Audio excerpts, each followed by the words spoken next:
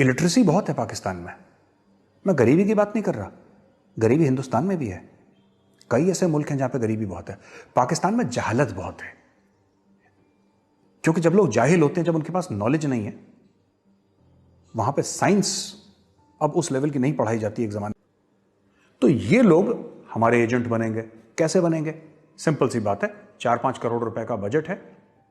एक मौलवी को बोला कि भाई देखो, तुम्हारी तनख्वाह की इनको ये 5,000 रुपए मिलते हैं, ज्यादा पैसे मिलते नहीं है।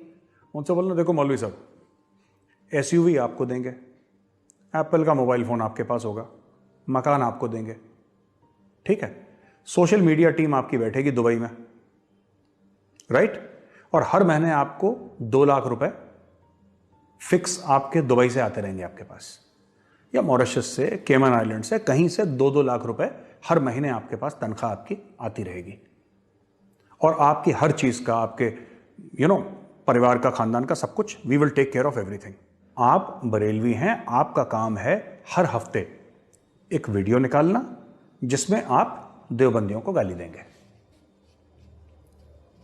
देवबंदियों को गाली कैसे? इस तरीके से कि आप बोलेंगे वो गैर इस्लामी है। आपका यही काम है। ऐसे आप 15-20 मौलवी एक साथ आप बरेलवी इकट्ठा करिए, पाकिस्तान के अलग अलग जगह। इनफैक्ट पाकिस्तान की मैं तो कह रहा हूं, हर एक डिस्ट्रिक्ट में ऐसा एक मौलवी होना चाहिए जो कि बरेलवी हो। आप उसको पैसा दीजिए, एक सोशल मीडिया की टीम जो उसको अच्छी तरीके से एडिट करे और रिलीजियस टेक्स्ट्स का हवाला देते हुए, क्योंकि यही पाकिस्तानी करते आए हैं। जबकि कुरान शरीफ ये नहीं कहता कि शिया कौन है, सुन्नी कौन है, ये नहीं कहता कि बरेलवी कौन है, देवबंदी कौन है, अहले हदीस कौन है, सेवनर कौन है, ट्वेल्वर कौन है, ये कुछ नहीं कहता। वो तो कहता है कि तुम मोमिन हो। लेकिन उसमें गंद किसने डाली? मौलवियों ने डाली ना गंद उसमें। आम मुसलमानों तो नहीं डाली, मौलवियों ने गंद डाली।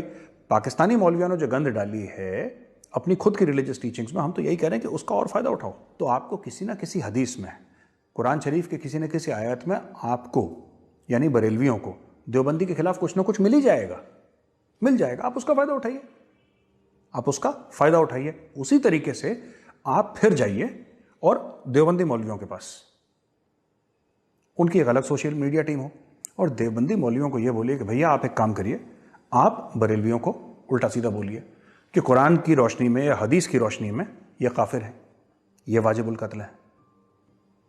6 महीने के अंदर पाकिस्तान में अर्थक्वेक आ जाएगा,